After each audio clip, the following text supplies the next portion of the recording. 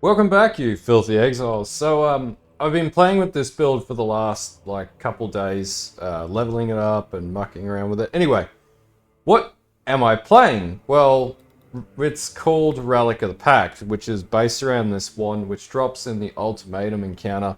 Now, if you play Delve, like I guess most of the people that watch my channel or me, you can get the fragments for this particular encounter from the I think he's Anatoly or Anatoly the Blind down in Delve, and that's like the Val Omnitech sort of area. But what this basically does is it gives you a skill called Blood Sacrament, and basically it is all about stacking HP. Now, you would have seen the Build of the Week video from the POE guys or whatever, and that's one iteration, but that's not the common iteration of this build. The common iteration of this build is simply fizz damage, and the way that this works is simply use the one, and so you charge it up, and then it costs health, and you're pretty much going to go down to 1 HP, but you spam this like insanely powerful skill. So like where mine currently is like once it's fully charged and it triggers, I think it hits like 20 stacks, and fundamentally you do like 6 million DPS, some bullcrap like that. I haven't really tested it enough yet. We're only at level 71, so this is a really iteration of the build. Really early iteration of the build, sorry. So fundamentally how this works, and by the way, this goes into the hundreds of millions of DPS, like as you scale this up. I've got pretty low HP, which seems funny at 8,267 health. The average for this build, and I'll put a link to one of the builds and a POB to like the optimum build you want. The average is 20,000 HP, and that's just insane. So how this build fundamentally works is you use Relic of the Pact. It's a wand. You have 3 sockets. Second win, you put increased critical damage because we're going to max out crit, and I'll show you how you do that very shortly, and brutality. Then basically we run the Wrath Pit Globe. And what makes this shield unique, and you can actually use this for spells, so this is viable for spellcasters as well. If you want to stack 20,000 HP and then chuck a spell on it, and we're going to test that, you can do that. And so basically this gives you 10% increased life, which is what you need to stack. So sacrifice 10% of your life to trigger a spell or a skill, in this case Blood Sacrament, and then 5% increased critical strike chance for spells per 100 max player health. So the more HP you stack, the more crit chance you get until you hit max crit, and then 5% spell damage per 100 player life. So the more damage and the more crit you do, based on 100 HP. So the more HP you have, pretty much you're laughing. So does this build use like armor? Nope. Doesn't use evasion, doesn't use block. It's just stack a shitload of health and then run cast when damage taken because you're probably, and portal because you're probably going to die killing a boss. Anyway, I'll go through all the gearing and everything very shortly. Those are the key items. Obviously you run chaos on it, and I'll explain this bastard after, and also the tree, which is a bit bizarre. I have 2 trees that I'm currently using for this, but I'll show you a map, and then yeah, let's see what this looks like. Okay, so we're just going to bash it into like a really basic T11. And by the way, this is a level 71 character. I've ended on two ascendancies, and the reason being is this is pretty suicidal, this build, so I haven't done Merc Lab yet because I don't want to get frustrated. But anyway, let's crack in. Now, is this build like super good? It is late game, but where it currently is, it's a bit hesitant. So the first thing you'll notice is rage regenerates. We'll just kill that bastard, which fundamentally means, and that's coming from our Chaos spirit, so it basically converts our life recovery into rage generation, which means we can run almost indefinite levels of berserk, and then we max out leech to basically bash through enemies. And our only real defensive layer here is we are running, get a bit gritty in there. There we go. You hold it down a little more, you do a little more damage. Our defensive layer here is leech, so that's what's keeping us alive, and immortal call. And because we run, because we run blood magic, we can pretty much just like cast all day because blood magic. So that's the advantage of having cast on death portals. It is super suicidal if there is harder shit. Right now my damage is a little lower, and it takes a little bit because you need that leech, and you also need the Slayer Ascendancy on the Ascendant to get it working, because you need the overleech as well. So the more leech, the better off you are. Currently my leech is pretty high because I've had to sort of re-engineer my tree a little bit, because I can't fit the Berserker Ascendancy with the way that I'm playing it. Is it click intensive? Yes, it's extremely click intensive. Is it fun? Fuck yes. It's the sort of build you want to play if you don't care too much about yourself and you can laugh at yourself in the mirror. Then this build's perfect for you. Now, is it going to be great when it gets higher and higher levels? Absolutely. Do you need a Mage Blood? Fuck no. Mage Blood's actually quite useless in this build. Though you could use it for resistances, because that's a problem currently. But as you can see, T11 map, short of the occasional death.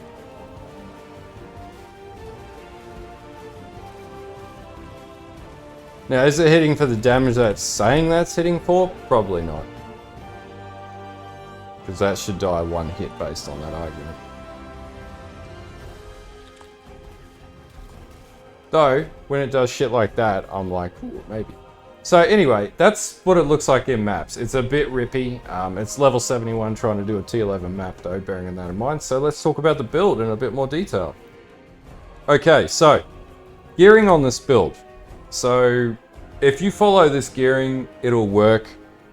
This is actually, so the tree that I pulled from POE Ninja, this is all the same gearing that's on the tree. I've actually torn this tree apart as well.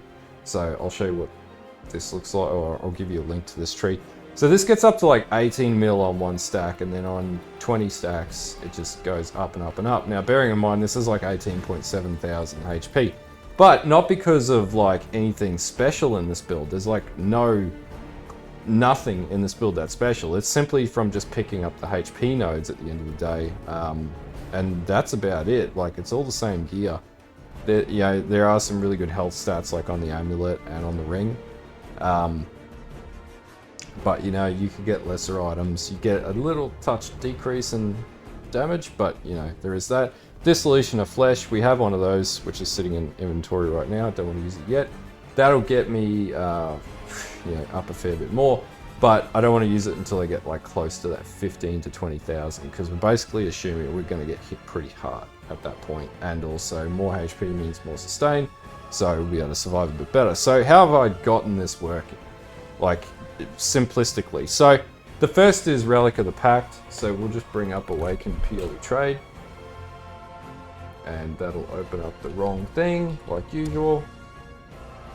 So, fingers crossed that just opened. Oh, I got a Saints Treasure on the thing. Fingers crossed that's just open. No? Okay, cool. So, these are like 50 to 80 chaos at the moment. They're really expensive at the start of League, but they're really good. So, Relic of the Pact, obviously you need that. The next thing you need is a Glimpse of Chaos. The reason why we need Glimpse of Chaos is Chaos Resistance is 0 and 37% increase maximum life. At the cost of reduction to fire resistance, which is significant. This is how you stack the shit out of your life. So another really important item. Wrathpit Globe, 30 Chaos Shield, really good shield. You could use this on other spellcaster builds. I'm actually going to play with this next league, because I think this is a really cool way to play any type of build, and I think the Ascendant's going to be really good at this, so I'm going to experiment with this. Replica at Series Foible, which pretty commonly drops down in Heist. You can get it for dirt cheap at the start of the league. Essence Worm, it's like a 2C ring tops. Just another ring right now to sort of cater for resistances. Chaos Spirit, this was like a dirt cheap item and consistently is so, but I think it's got a lot of really cool uses, especially with melee for next league.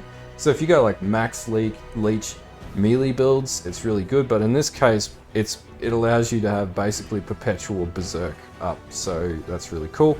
Just a really good belt, and these Titan Greaves, which are really good, though they have Chaos Res, which is absolutely useless, but Brittle Ground's a really good feature. And obviously Chaos's Heart, just a flat 500 HP. Flasking is all sorts of levels effed up right now. Really, I need a Topaz, Sapphire, and Ruby Flask to get my resistance caps up, which is why I'm currently running Purity of Elements to sort of satiate that, but I'm having issues. That's pretty much it for the gearing. Like, Utmost Might as the Anoint's the wrong Anoint, but I'm saving on nodes, so I don't need to worry about taking these attribute nodes here, but that would give me more HP as well. Anyway, that's it for the gearing for this build. It's super simple. Yeah. So I'll talk about gem setups next.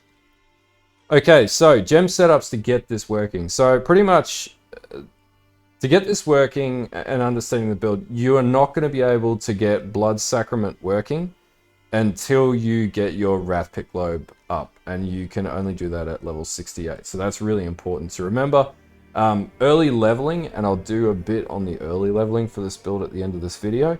Early leveling, you're going to be using like Vortex to get it to like level 68, which is going to be a little frustrating because early on it's a bit rippy. That or Stormblast Mines works as well. Any mines will get you there. But that would be how I would move it up level-wise to get to this point. But basically, gem setups in the wand are Second Wind, increased critical damage, Brutality, and eventually Awaken Brutality. In the helm, I've just got Shield Charge, faster attacks, Cast on Death, and Portal. Absolutely critical. This build is fucking suicidal. Like as you guys saw at the very start, you're probably going to die a lot of times. It's going to be not as much fun.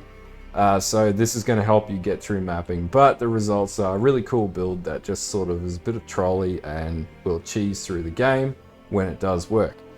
So in the shield, Arcanus Brand, faster casting, Assassin's Mark, though I didn't really get a chance to drop it. This is just really cool to keep dropping Assassin's Mark on shit in a vicinity, so it's pretty much a goer. And then in the Essence Worm, we're going to run Purity of Elements, really simple. In my gloves, I'm currently running Immortal, Core Cast on damage taken, and increased duration. This is my key defensive layer. Unfortunately, I don't have a solution around this yet. I'm going to try and make this a little more tanky, but I don't think it's really possible. You pretty much have to just keep stacking health. That's not going to make you tanky, it's just going to increase your damage, because this is like almost a glass cannon. Well, pretty much is a glass cannon build, which looks like it could be tanky, but it's still a glass cannon build. And then in my boots, I'm just running Berserk and Flame Dash. And that's it for gem setups. It's really straightforward. I've got no Awakened gems in this or anything like that. It's really just predicated on these two particular items here. And then a bunch of uniques. So it's not a League Starter build by any measure. I do not recommend playing at League Start.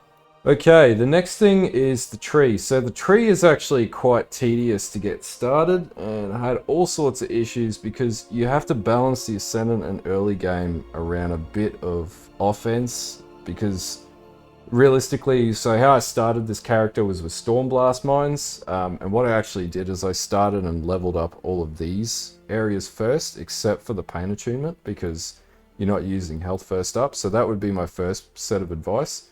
The next point I did after I finished leveling this up, I then came down from this interior node here and worked my way down and picked up all of these points. Now, this is not in the second tree that I'll provide on this video, and the reason being is in the second tree, which is like optimum, and I'm not going to talk to that because my build doesn't ripple this yet. You'll see, yeah, okay, I took it out. You'll see that it, ideally, if you benchmark this, it should have Berserk in it, or Berserker, and this would give you 2% increased leech, but unfortunately I can't get that, and I need that early sustain, so I've had to pick up leech nodes. Now ideally, I put this into health and stack more health, but for right now, I just need to keep leveling the build up. Till about 90, you can pick up all these health nodes, all in these sort of wheels here and up here, and all these extra health nodes, and every single health node you get is going to pretty much be an extra 100 HP at this stage, and it's going to cheese your damage up significantly to get you closer to like 17 to 19,000 HP, depending on the other guild you're running. So the gear you're running. So outside of that, once you pick up these nodes down here, then you're going to come up, pick up these nodes here, come down, pretty much rush your way down to blood magic. It's really important. and that's going to give you the ability to basically not have to use mana and another 10% life. And so that's when the fun really starts. And then basically from there, work your way up into here, and also work your way down through here into Warrior's Blood. Now, it does prescribe to say, take the Ascendant point, which has you start from the Marauder Ascent, or the Path of the Marauder. I actually don't really think that that's necessary. Like, it's good for an extra 2 points, but the way that we have to play this without having a Forbidden Flesh and Forbidden Flame is we're not going to be able to take Berserker, so we've got to compromise and take Pathfinder and Slayer. And we'll talk about that next. Okay, so Ascendancies. So the way that this is supposed to work is you're supposed to have Forbidden Flame and Forbidden Flesh for the Slayer. That's too expensive, and I'm super cheap. So we're going to do this without doing that, and hope to fuck that it works, because we couldn't do that before when Ultimatum League was around, so you know what, fuck it. So, okay, so the first Ascendancy you're going to pull down and get, obviously, is going to be the Strength and Dex node here, and then the extra passive point. You're not going to be able to get an extra Ascendancy from one of the other Ascendancies until you get your second lab done, which is where I'm at right now. So, the reason why you want Slayer, number one, Culling Strike, super good for map clear, and this character predominantly is best at map clear, though as you level it up, it gets better for clearing bosses, because you'll be able to basically one-hit shit.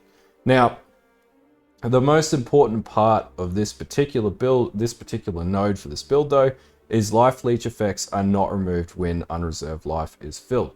So basically, as your life sort of resets, then basically you keep regenerating, similar to like if you had a shitload of health regeneration, and that's a lot for 8200 HP. So really cool thing. The other thing is it stops you from taking reflected physical damage, which means you can take Phys damage reflect maps, or any reflect maps, and live. The other big thing is obviously Blood Sacrifice Sacrament is a AoE skill, so 30% increased AoE when you kill something is quite significant to the build. Now the second Ascendancy we're going to take is Pathfinder.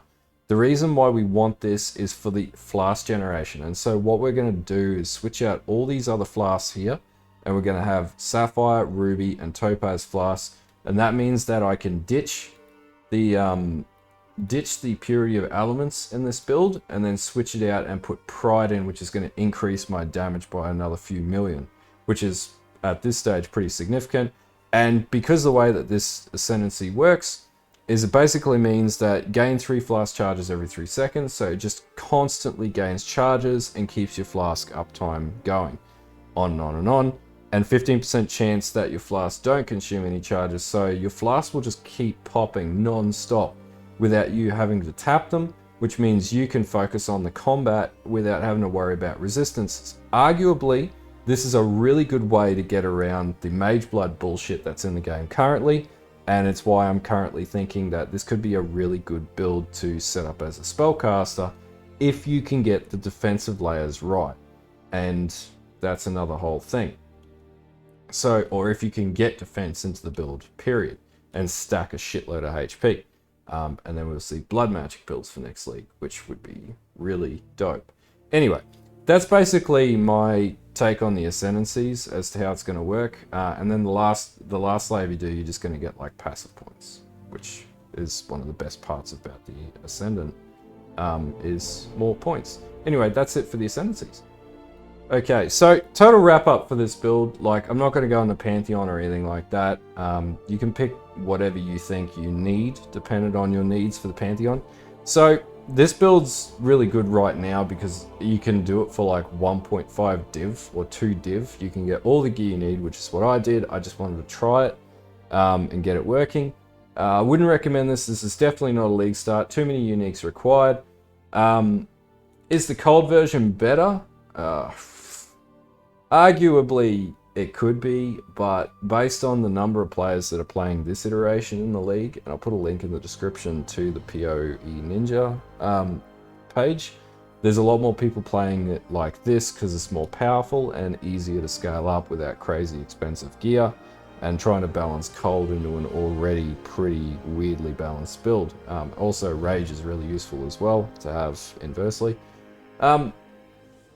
So yeah, anyway, this is just like a level 71 variation of the build, and I'll put the 2 trees in the, I'll put all 3 trees, a cut down final tree and then a 71 tree and then the final tree, in the description to the video. This is just something to play around with. It's like, honestly, are you going to take out Uber bosses with this? Probably not, because you're going to die every single, unless you get a lucky hit and you can take it down, like, but I guess it's just the fun of doing that is what's sort of intriguing. I really just enjoy this build for what it is, which is just shits and giggles.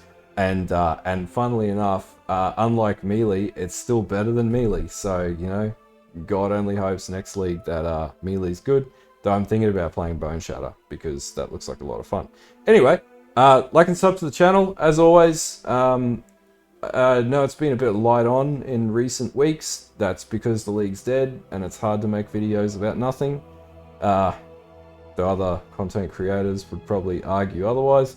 But anyway, until next time, have a good one and bye.